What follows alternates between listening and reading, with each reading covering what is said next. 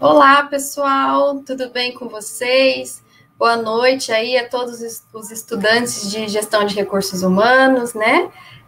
Que estão fazendo aí a disciplina de cargos, salários e benefícios. Hoje nós vamos transmitir a nossa segunda live aí da disciplina, tá? Espero que vocês estejam preparados para a nossa live, que tenham assistido às aulas complementares que a gente coloca para vocês lá no ambiente, porque hoje a aula vai ser muito top. A gente tem convidado, vai ser muito legal, tá? Então, eu vou chamar o professor Douglas para ele dar uma boa noite aqui para vocês. Olá, professor Douglas, boa noite. Olá, professora, boa noite. Tudo bem, alunos? Como vocês estão? Preparados ou não? Espero que sim, né, professor? Que a aula vai ser top hoje, viu? Sim, hoje vai ser um momento ímpar aí, né? Como a gente falava aqui agora há pouco. E poder compartilhar aí com quem entende do assunto, né? E não sou eu não, viu? Não sou eu que entendo do assunto também não, viu? Exatamente. Eu espero que eles aproveitem muito essa aula aí que a gente preparou com bastante carinho para eles. Bom, professor, eu vou passar então alguns recados, como sempre, né? Toda live a gente tem alguns recados para eles, alguns lembretes, né? Aí depois o professor inicia a live, a gente chama o convidado e daí bora para o conteúdo, tá? Ok.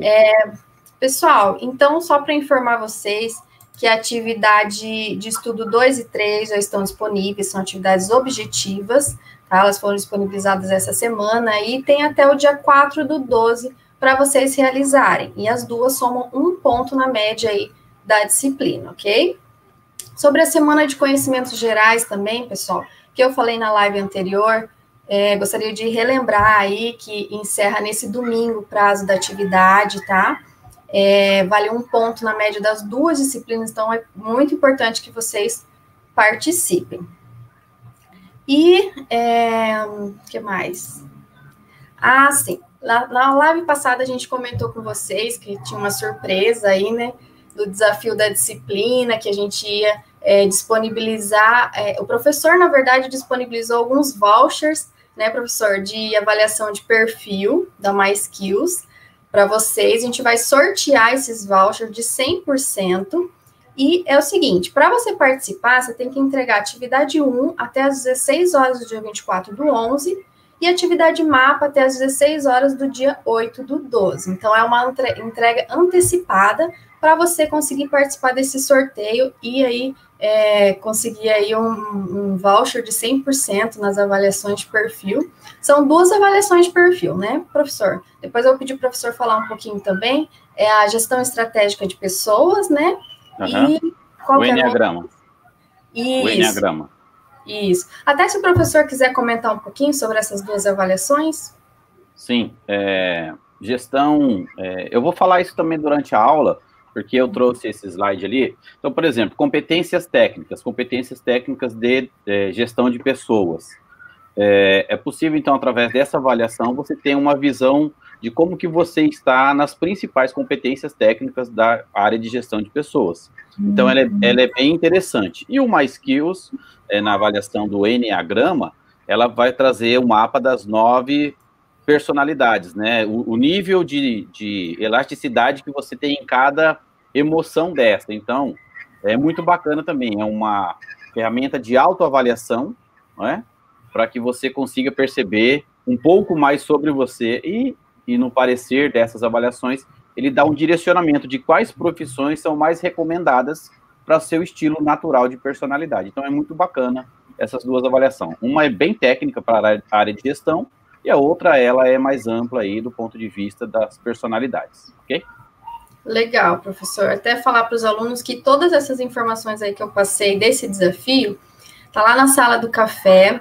Até a gente postou uma imagem interativa que, se você clicar lá no primeiro botão, você consegue verificar, olhar o site da MySkills para você entender um pouco, né, sobre a MySkills.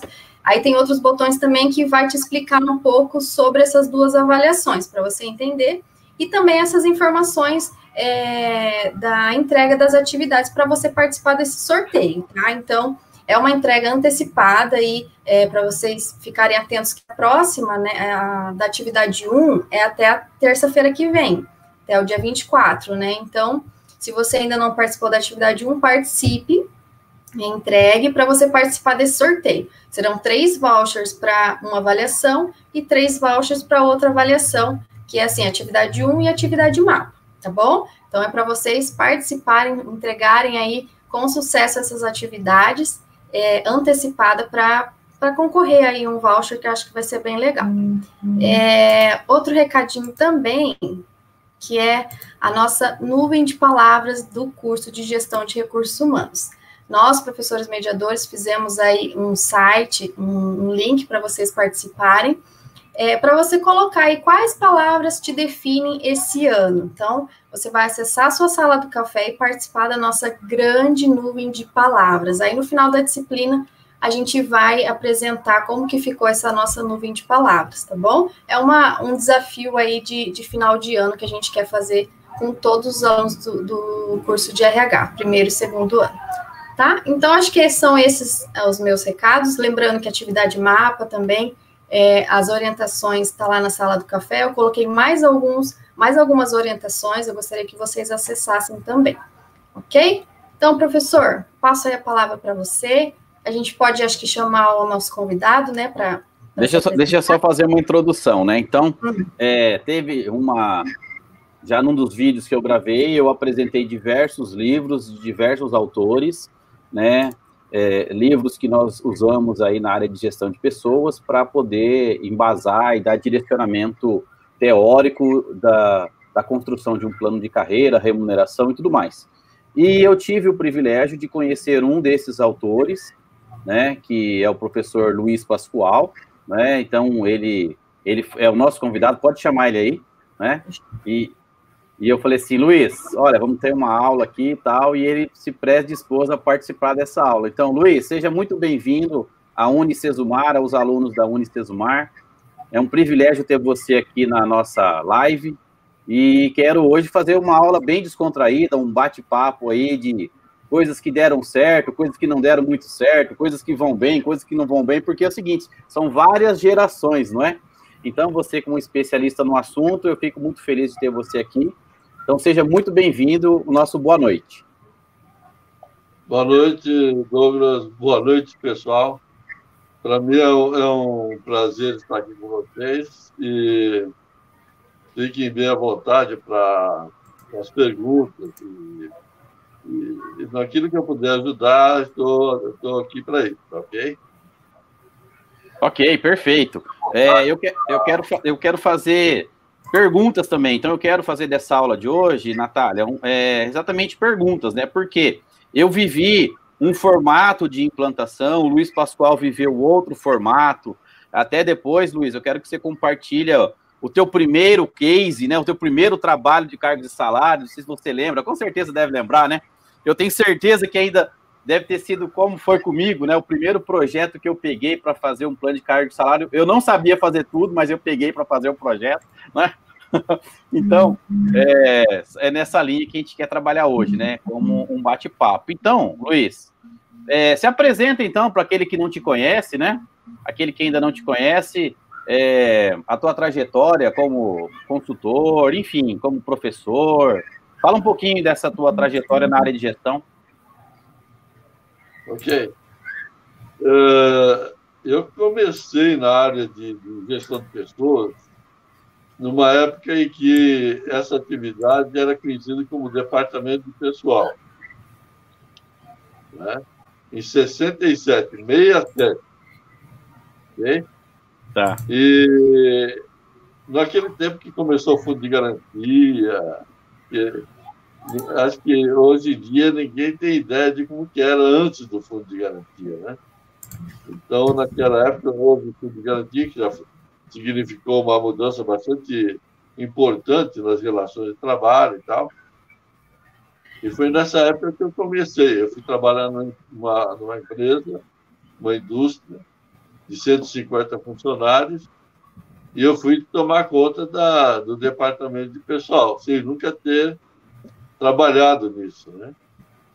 Então, eu andava com uma CLT debaixo do braço, uma CLT antiga, parecia uma Bíblia, e E era a minha referência, porque eu não conhecia nada da coisa e tal.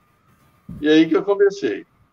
Dali eu fui para a Philips, uma multinacional muito importante, que hoje no Brasil não tem muita coisa, mas naquela época era um grupo muito grande.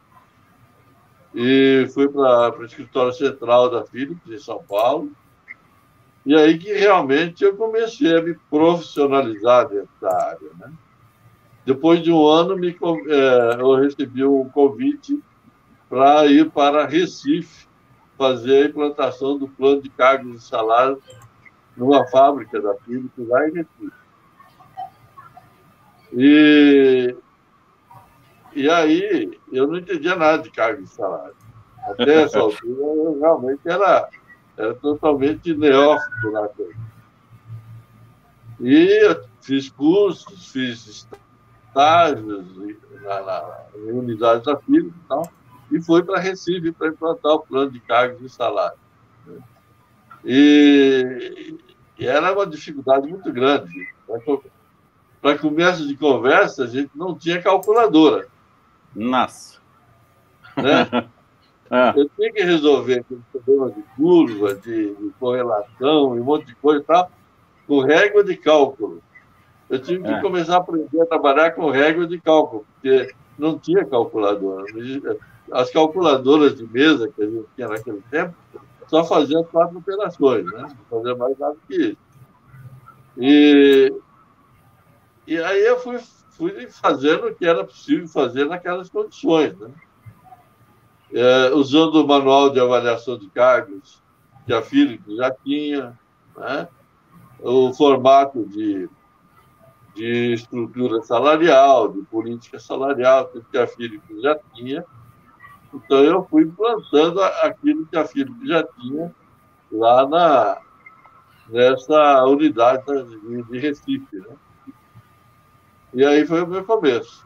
Depois entrei na universidade, até esse momento eu tinha terminado o segundo grau, né? Naquele tempo a gente chamava de colegial. E aí entrei na universidade e tal, e aí comecei a fazer administração de empresa, depois passei para economia e assim por diante. E aí depois eu voltei para a Philips em São Paulo e fiquei mais um tempo em outra unidade da Philips, fui para a Prefeitura de Santo André para começar o trabalho do zero, então aí já não tinha mais o manual da Philips. A gente tinha que construir o manual, quer dizer, nós tínhamos que começar a construir a coisa do zero, né? E aí que realmente eu comecei a entender um pouco mais de cargos e salários, né? E aí eu fui, dali da Prefeitura de Santo André, eu fui para Piracicaba, num grupo industrial bastante grande, que tinha 9.000 funcionários. Eu fui como supervisor de cargos e salários da empresa mãe do grupo, não era o grupo todo ainda. E aí eu fui desenvolvendo e tal. Então, eu passei por várias experiências assim, né? E a minha última experiência dentro de uma empresa foi na Itaipu Binacional, lá em Foz do Iguaçu, né? E aí, da Itaipu, eu voltei para São Paulo, já trabalhando em consultoria. Então, em 85, eu passei a trabalhar em consultoria. E de lá para cá, foi a minha atividade predominante.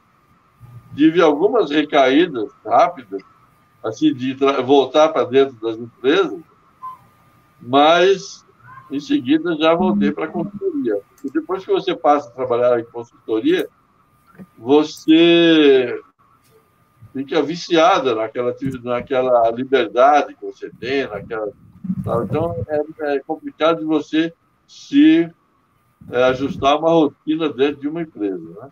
Então, eu voltei para a consultoria e continuei até há 4 anos atrás, mais ou menos, né, quando eu fui encerrando definitivamente a minha atividade, né?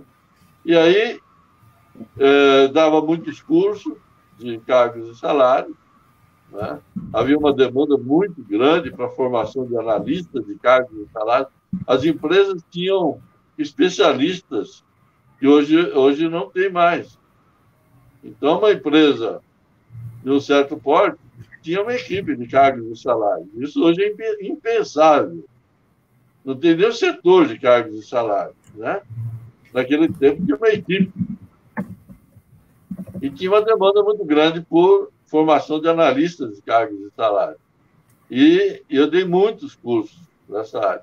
Então, de tanto dar cursos e de tantas experiências que eu tive em consultoria e nas empresas, eu acabei escrevendo o primeiro livro, em 98, né, que é o Manual Básico de Administração de Cargos e Salários. Qual que é esse, Luiz? É esse daqui ou não? Não é esse, não, né? É esse, sim. Esse, né? Administração de Cargos e Salários, Manual Básico, né? É. É isso? Esse é o primeiro, né? Esse foi o primeiro, então.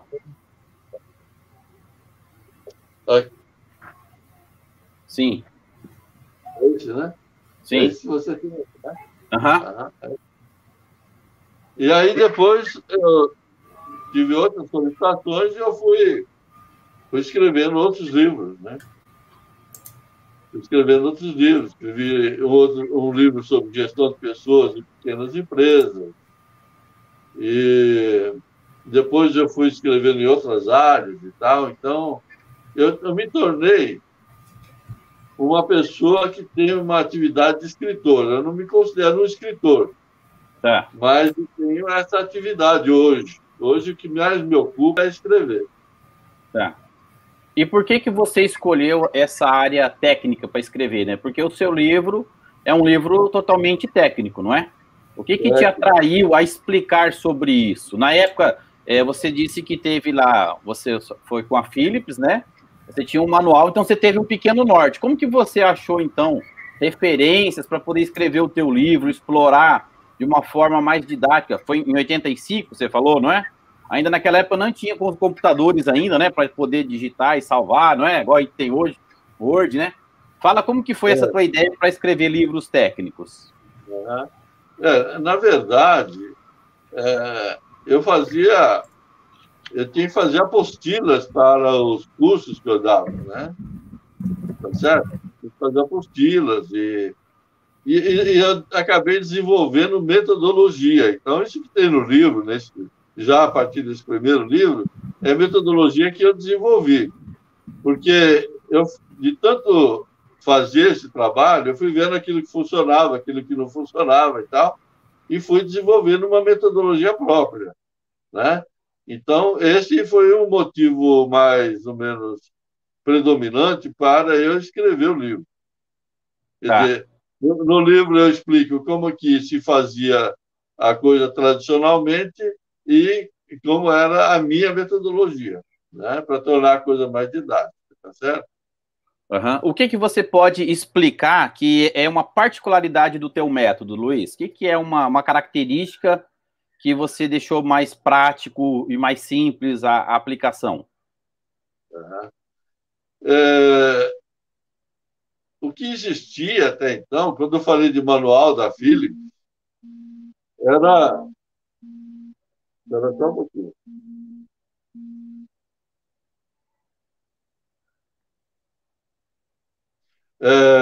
Quando eu falo de manual da Philips, eu falo de um manual de avaliação de cargos. Isso hoje já não existe mais. Então, no livro, eu não mostro um manual de avaliação de cargos. Eu mostro uma grade que eu construí, né? Então, o processo de avaliação de cargos era um processo muito subjetivo e muito demorado. Certo. Né? Para você avaliar um cargo, você reunia um comitê, e isso era um tempo enorme para se fazer esse trabalho, né? Então, eu fui simplificando, até chegar ao máximo da simplificação que eu poderia, e que se resume numa grade de pontuação, né? E com essa grade de pontuação, eu já conseguia determinar o valor do cargo, né? Sim. Esse era o nosso objetivo básico, né? Era você chegar num determinado valor para cada cargo, tá certo? Né? Chegar no valor que aquele cargo merecia, vamos dizer, entre aspas, né? o que valor cabia aquele cargo, considerando as condições internas da empresa e o mercado onde aquela empresa estava inserida, né? Sim. Tá certo? Então, o manual levava a isso e a grade de pontuação que eu desenvolvi levava a isso de uma maneira muitíssimo mais rápida, né? Sim. E aí eu fui agregando outras coisas que não se considerava na época. A gente considerava só aspectos mais subjetivos assim, do cargo, tal, complexidade, até nível de confidencialidade, umas coisas assim, né? Além Uhum. de escolaridade, experiência, assim, e tal. Depois, a gente foi agregando a questão das competências, a questão das habilidades, tá certo? Né? Que Uhum. cada cargo demanda. Sempre houve uma demanda de competências e habilidades. Isso aí sempre houve, né? Certo. Desde que o mundo é mundo, houve a demanda disso. Mas não se avaliava isso, tá certo? Não se considerava isso no perfil do cargo, Sim. né? E aí nós fomos agregando isso, né? E agora, mais recentemente,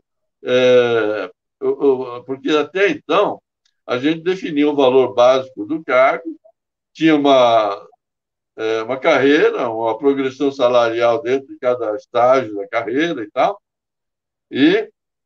mas era uma coisa mais ou menos estática, uma coisa muito pouco flexível e tal. E aí, ultimamente, a gente vai agregando a questão da remuneração variável também, que é um aspecto crucial na questão, né? Nem toda empresa se dispõe a fazer uma remuneração variável por causa dos riscos trabalhistas, mas é a grande jogada, né? Essa é a Sim. grande jogada. Sim. Okay? E o que você enfrentou, vamos falar assim, de dificuldade numa negociação de implantação do plano de carreira como consultor? Porque, assim, os comitês de avaliação, né, é formado aí de forma mista, uma forma neutra, onde não haja uma tendência, né, porque senão o camarada fica defendendo o cargo dele, não é? Como que era como que foi essa sua vivência como consultor na implantação do plano de carreira? O que deu muito certo, o que não deu muito certo? O que você percebe que foi você começou a mudar de repente na forma de conduzir as reuniões? Você consegue compartilhar algum case assim, Luiz? Seja ele positivo ou um case também que deu bastante trabalho para você? Bom, veja bem, essa questão do comitê, né?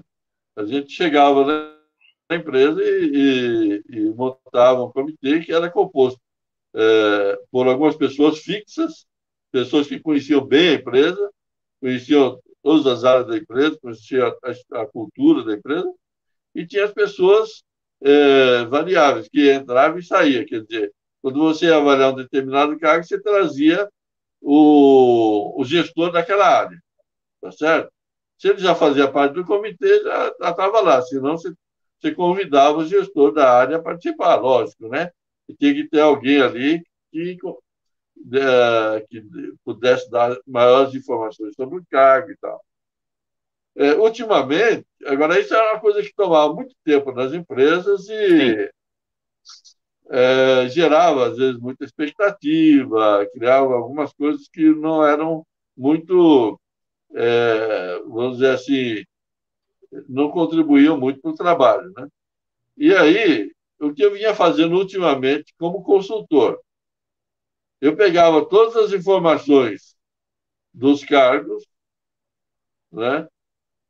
Aplicava a minha grade de pontuação, gerava um resultado, uma hierarquização dos cargos, aí eu reunia o comitê e mostrava aquele resultado. Então, a gente ia discutir somente aquele resultado quase final, né? Uhum.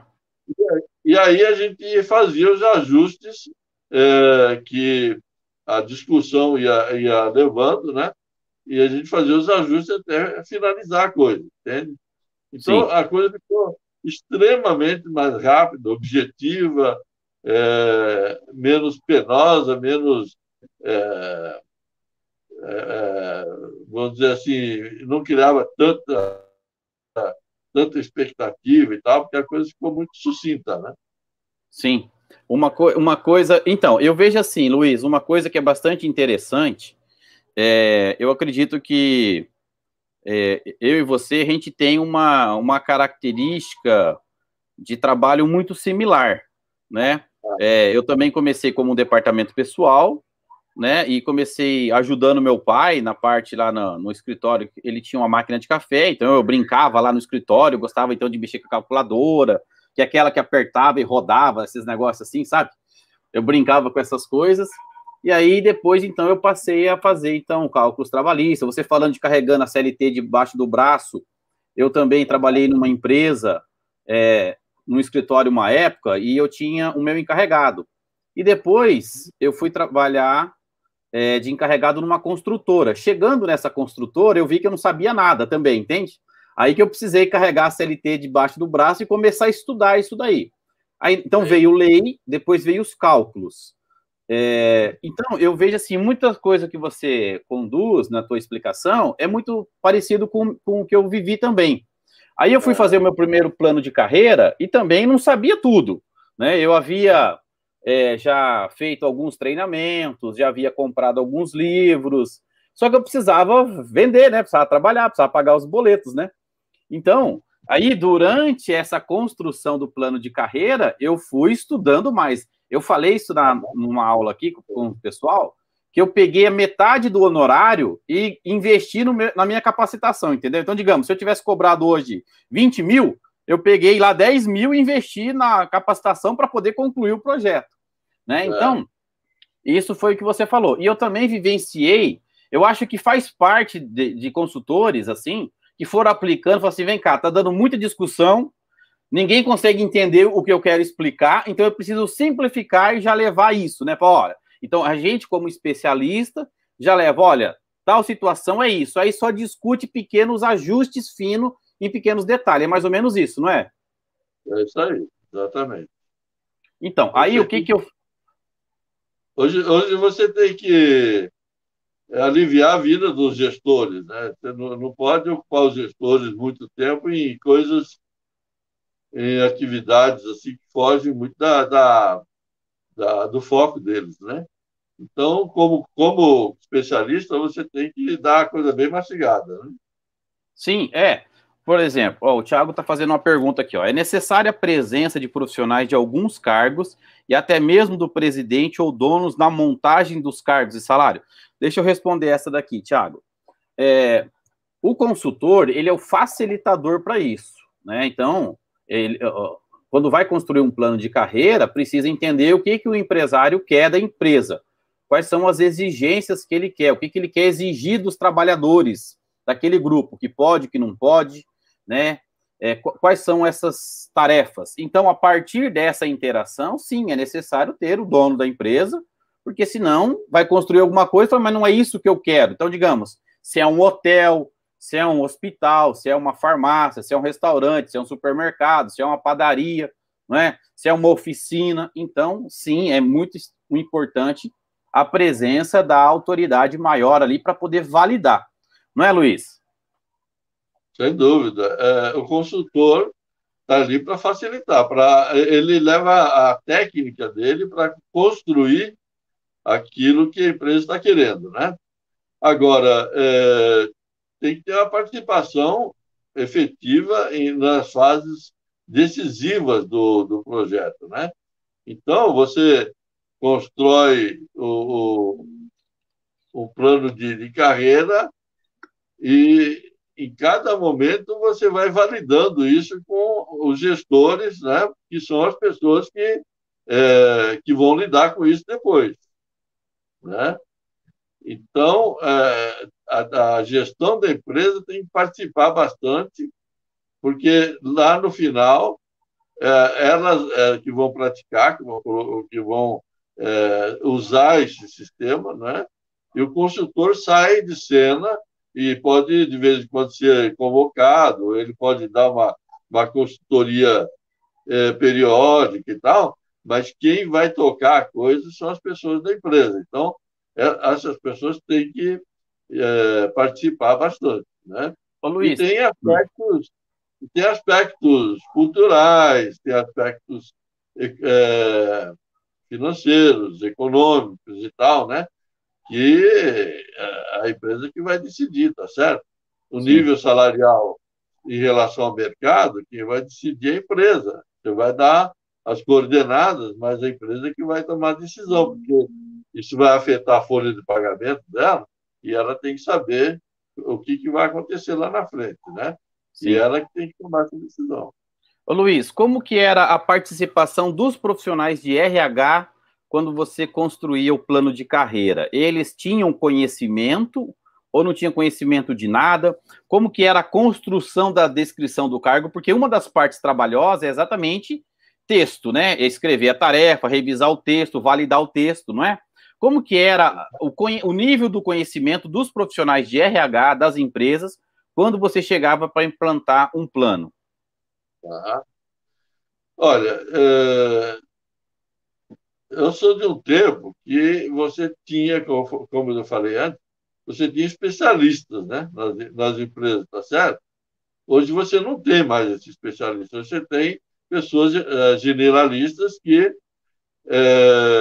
conhecem um pouquinho de cada coisa dentro desse leque de atividade do RH, né? Você, dependendo do porte da empresa, você pode ter o selecionador de pessoal, que é a pessoa que entende de recrutar e selecionar funcionários, né? Agora, o analista de cargos e salários hoje é muito difícil você encontrar nas empresas, só as empresas muito grandes, né? E aí você tem hoje, acho que nem analista, é o consultor. Tem um consultor interno de cargos e salários e tal. Mas, em geral, nas empresas, você não encontra pessoas que têm esse conhecimento, né? Então, você tem que fazer essas pessoas participarem bastante do trabalho para elas terem uma ideia do objetivo, de como é que se chegou naqueles resultados e tal, para elas depois conduzirem a utilização disso, né? Sim. Então, isso é uma grande oportunidade para os profissionais, para os alunos aqui de RH, não é verdade, Luiz? Sem dúvida, sem dúvida. É um momento, uma oportunidade de ganhar um conhecimento bastante valioso, né? E, Quem aproveita isso sai na frente, né? sim. E depois, quando você começou a trabalhar, então, a definição lá dos conceitos de competência, explica mais sobre essa parte, quando você deixou a parte só dos cálculos, mas passou, então, a fazer análise das competências, os conceitos das competências e tudo mais. Compartilha isso, Luiz. Bom, veja bem, eu não trabalhava nessa nessas definições, esses estudos muito aprofundados da questão das competências. A gente estudava as competências que a empresa demandava, né, pela atividade dela, né, pelas atividades de cada cargo, de cada setor e tal, e ia formatando a competência dentro da visão da empresa, aquilo que a empresa gostaria que os funcionários tivessem, né? E aí a gente ia trabalhando o conceito disso para que as pessoas entendessem claramente do que se estava falando, tá certo? Tá. Né? E aí tem competências mais simples, competências mais complexas, tá certo? Isso dá um peso, né? Isso tem um peso. E a gente atribuía esses pesos para que isso tivesse uma influência no valor do cargo, né? Um cargo que exige mais competências complexas e tal, ele vai ter um valor maior no mercado, tá certo? Uhum. Então, esse é outro aspecto que a gente tratava também, né? Ok? Essa questão das competências, né, foram surgindo aos poucos e tal na gestão de empresas, de RH, E nunca houve assim uma coisa assim muito cristalina sobre o que é realmente competência, o que é habilidade. Existe um pouco de áreas cinzentas aí, né?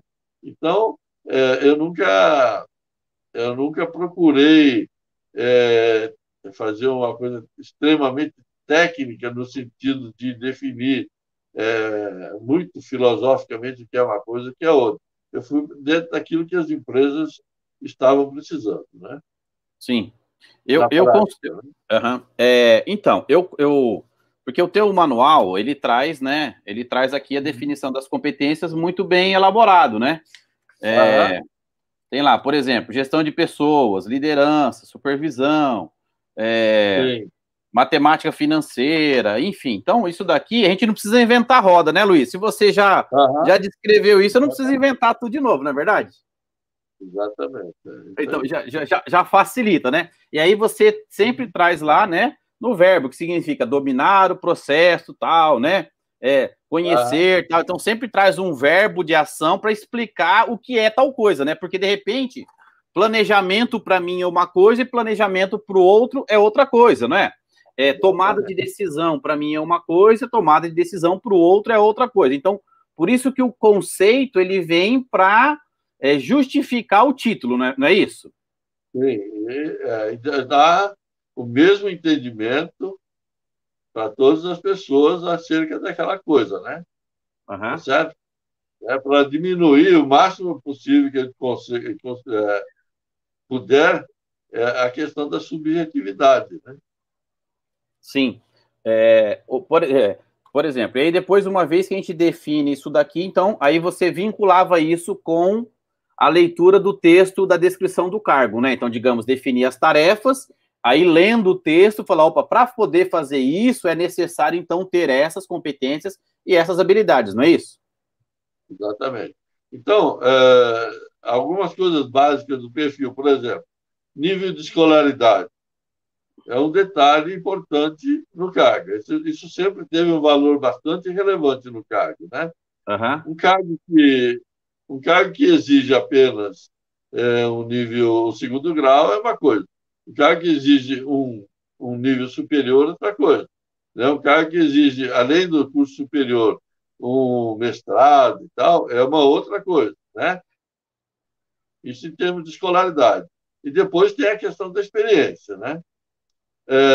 O que é experiência? Isso sempre foi uma questão muito discutida. Para mim, na minha maneira de ver, é simplesmente o seguinte: qual é o tempo mínimo que se demanda para a pessoa ficar competente naquele cargo? Tá certo? Dar conta Sim. daquele cargo sem necessidade de assistência, né? Poder ter autonomia, é, poder agir sozinho e tal, né? Então, qual é o tempo mínimo para isso? Então, tem cargo que em 6 meses a pessoa já está fazendo a coisa, né? Sem maiores dificuldades, tá certo? Aquilo vira Aham. uma rotina para ela. Tem cargo que você leva anos até você ficar bom naquilo, tá certo? Então, essa é uma dimensão também importante no valor do cargo, né?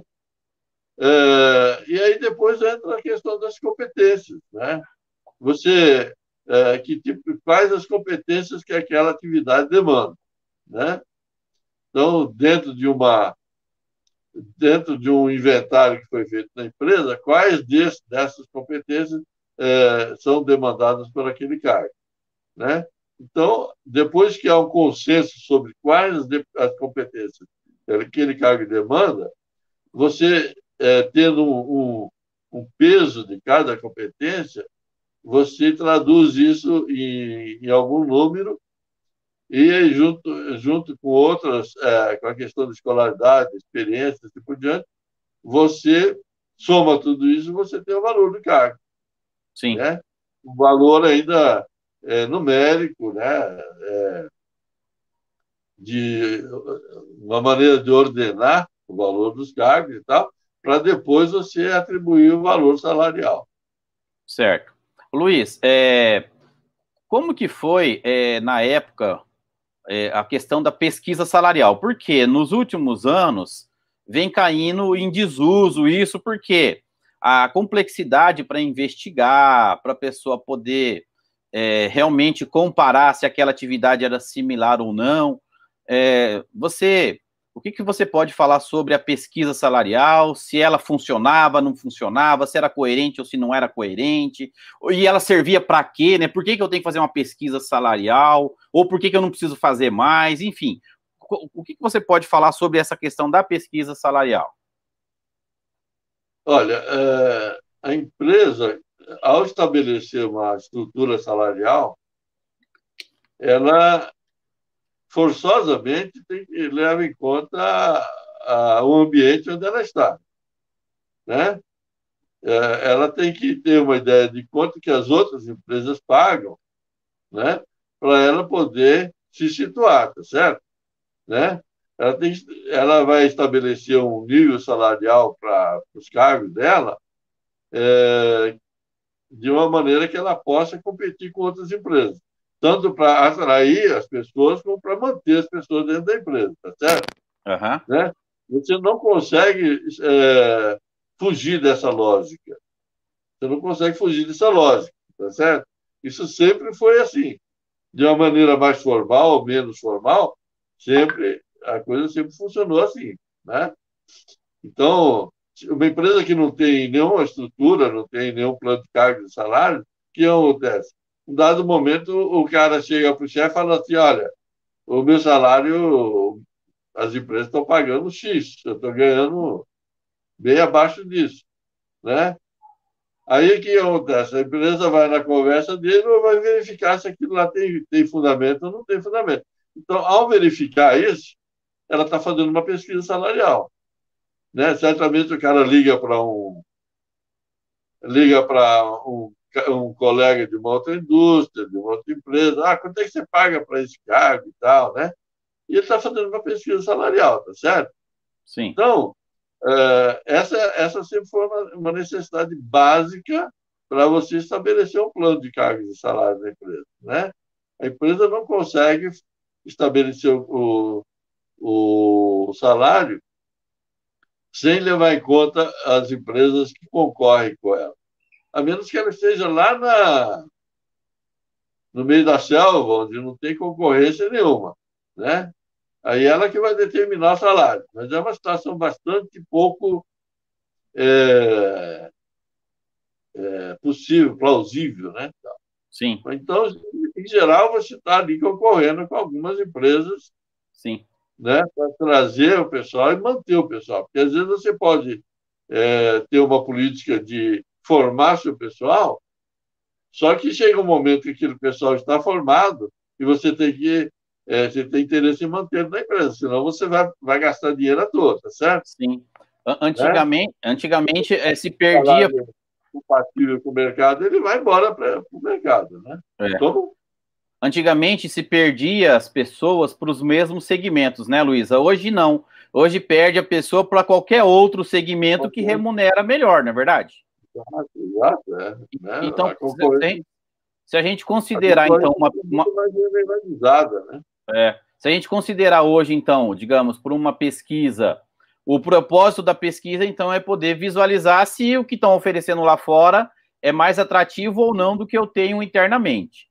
Agora, eu também preciso considerar também os segmentos. Por exemplo, eu posso estar perdendo gente na minha empresa para um segmento completamente diferente do meu, contudo, remunera muito melhor, né? Então, não quer dizer, por exemplo, se é numa escola, se é numa empresa de transporte, se é numa empresa de alimentação, se eu estou perdendo o meu profissional, aquilo sim faz parte da característica da minha pesquisa, né? Peraí, eu pago R$ 1.500, mas existe um segmento diferente que paga 2.000 o salário mínimo inicial. Então, eu não consigo atrair nenhuma mão de obra básica operária, não é verdade?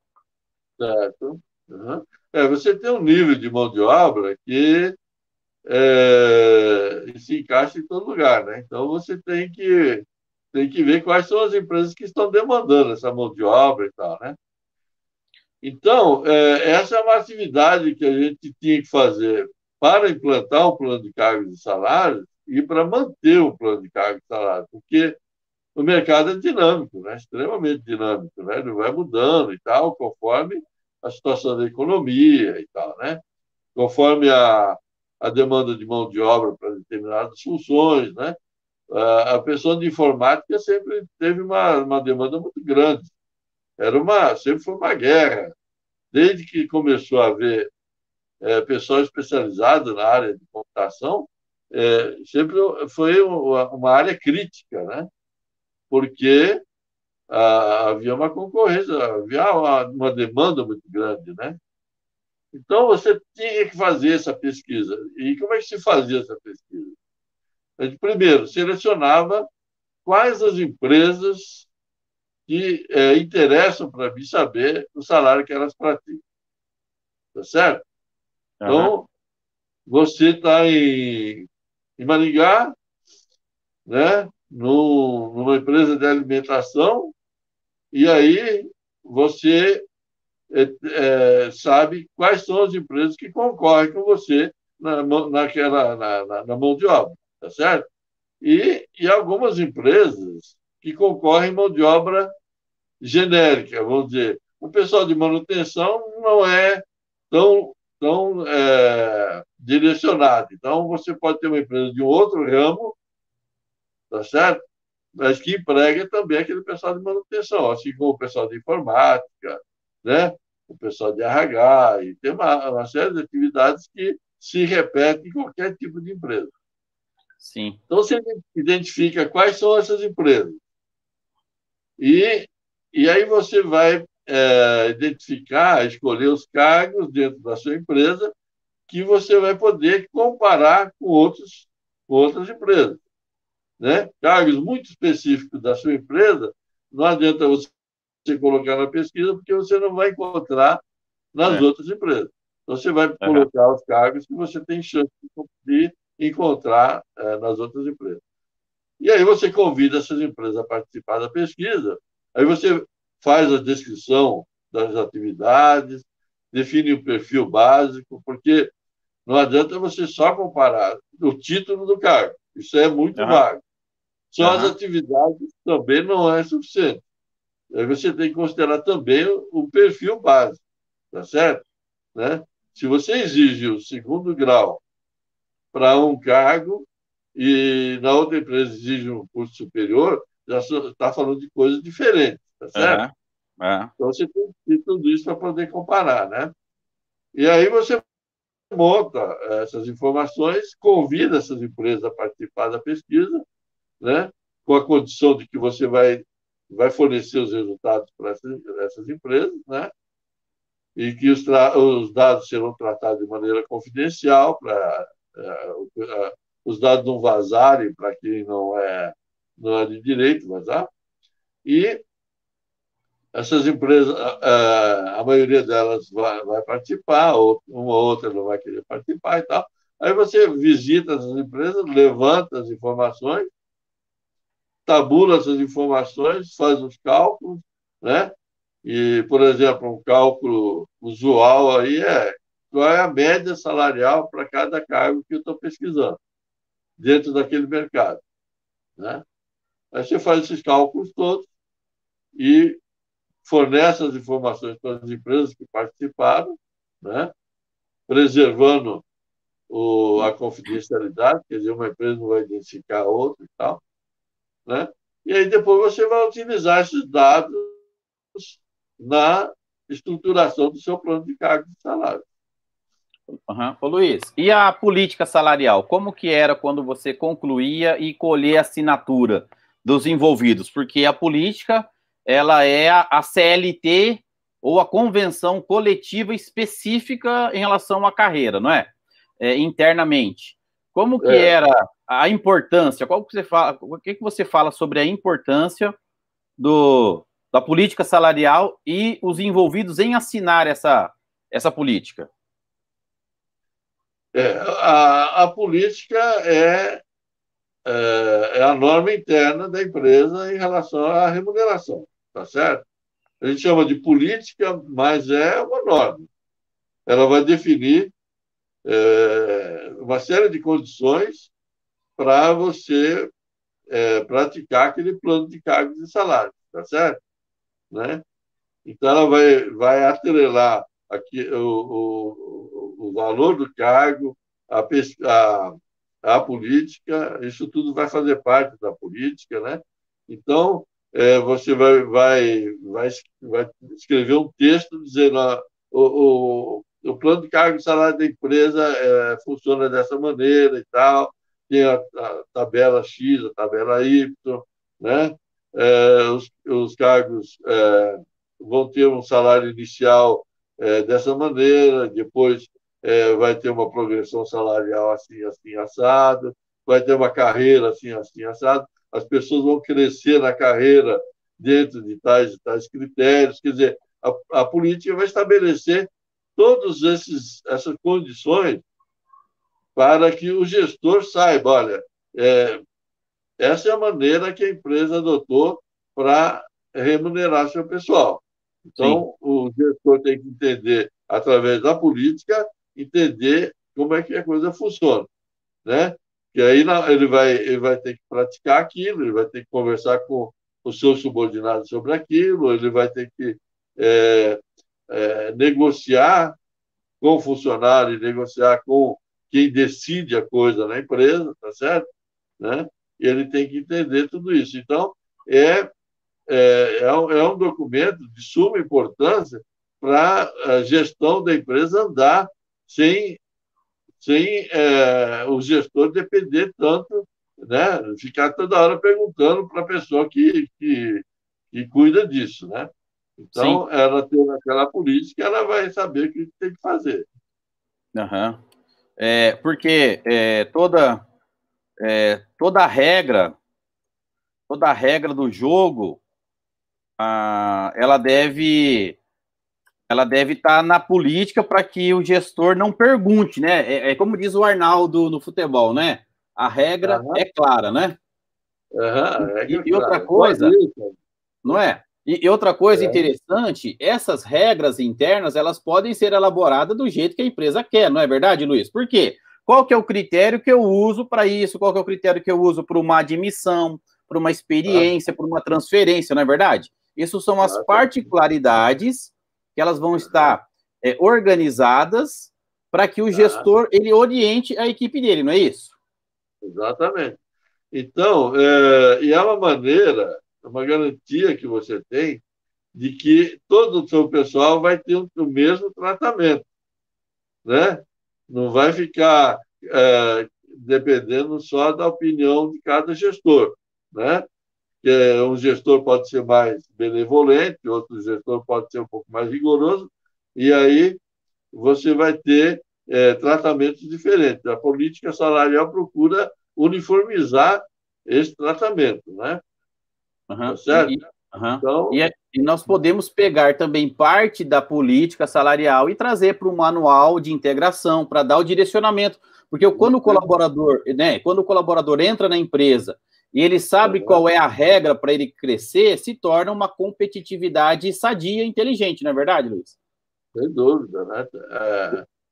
O empregado que entra na empresa sabendo as regras do jogo, ele vai, tanto para ele como para a empresa, isso vai facilitar muito, né? As coisas.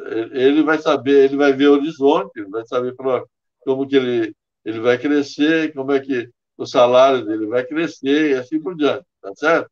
Né? Ele não vai ficar com expectativas fora da realidade, né? Então, na integração do funcionário, você tem que passar as informações básicas. Lógico que você não vai passar valores salariais, não vai passar uma série de coisas que, naquele momento, não interessa, né?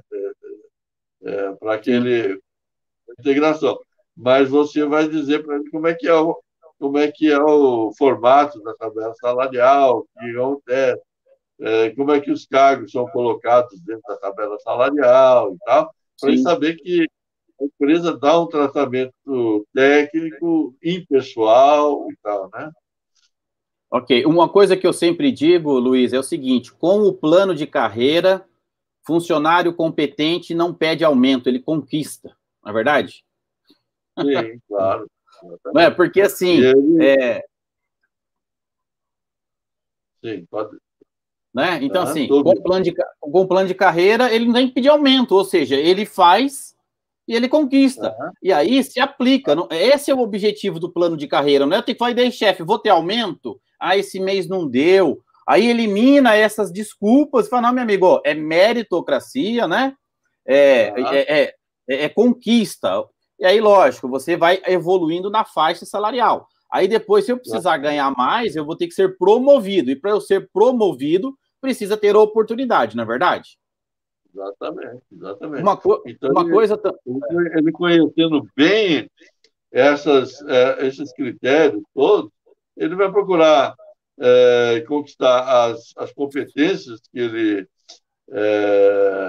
os cargos demandam e tal, né? Vai estudar, vai aprender, vai fazer tudo, vai trabalhar da melhor maneira possível e tal, para ele ir galgando aqueles saltos dentro da empresa, né? Sim. E aí ele não tem que ficar naquela dúvida, o que vai acontecer, que futuro que eu tenho nessa empresa, né? E tal, né? Porque a empresa que não tem nada disso, o funcionário vive no mar de dúvidas, tá certo?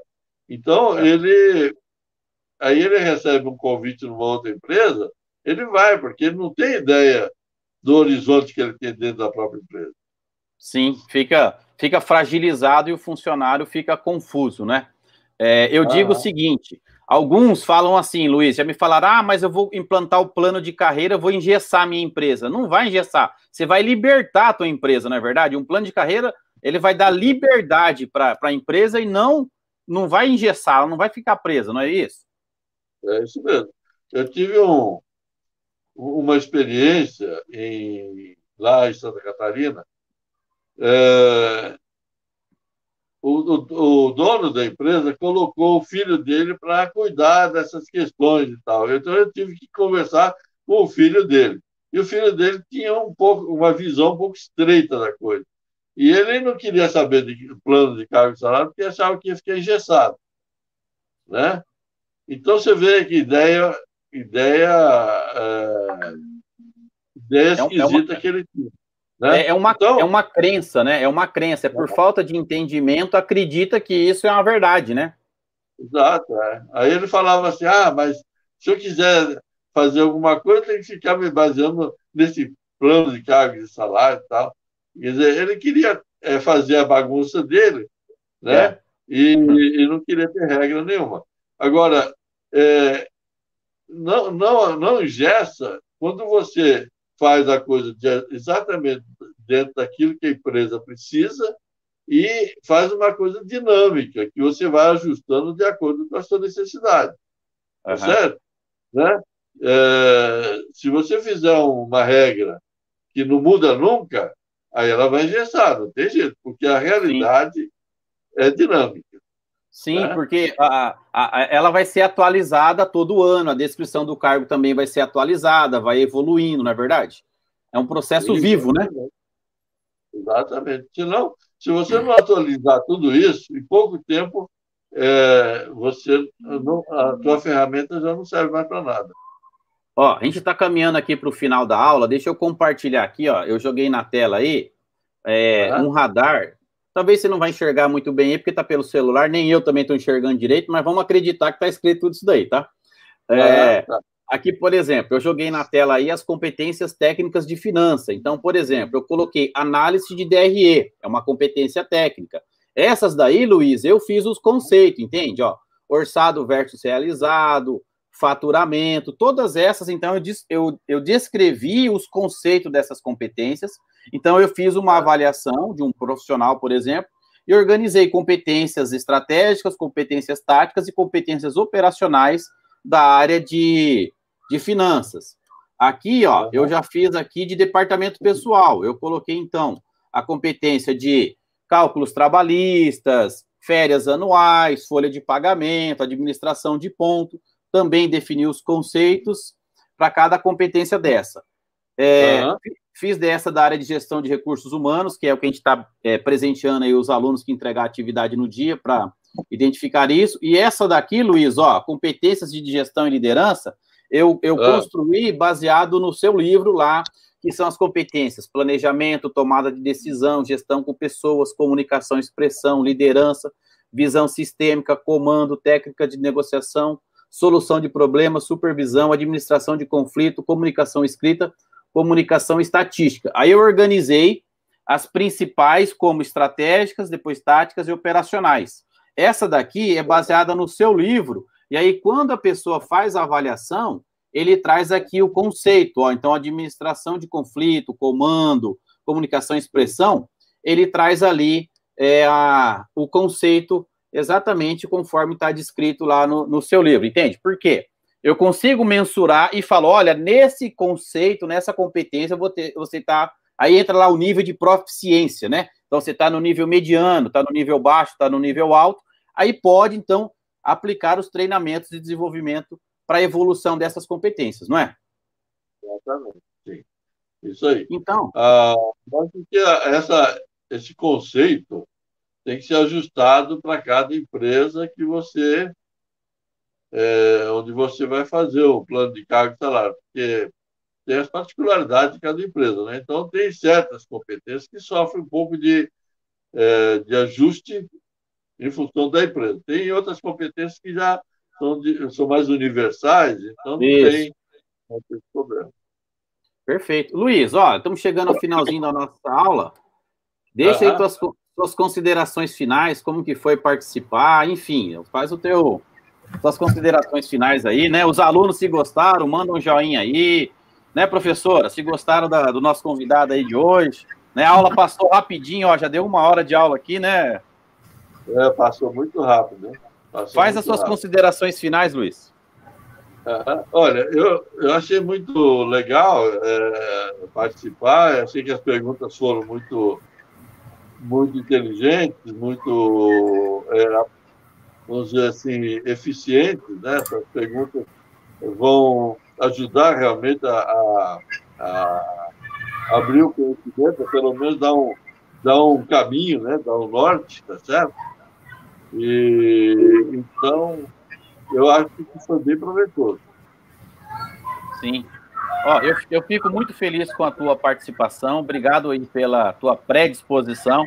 Espero fazer muitas outras lives, né? Bater um papo contigo, né? Enfim, né?